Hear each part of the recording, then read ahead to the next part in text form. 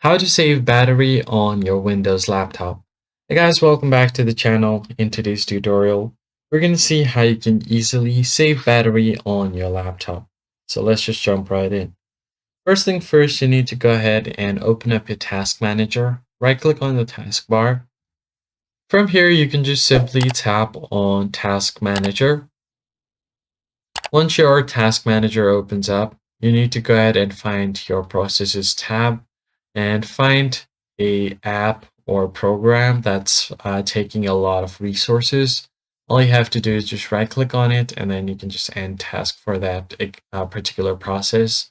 You want to go over to performance and see what is taking up your memory or your GPU uses. After doing that, go over to startup apps. And if there are any startup apps enabled, you just have to go ahead and right click on it and disable it.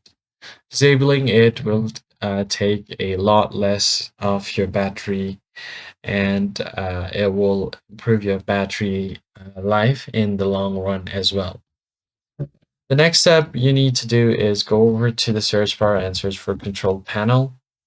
Once you search for it, make sure the view by is selected the large icons, go to power options and click on the show additional plans. If you have power saver mode, you just have to select this and it will help you save battery as well.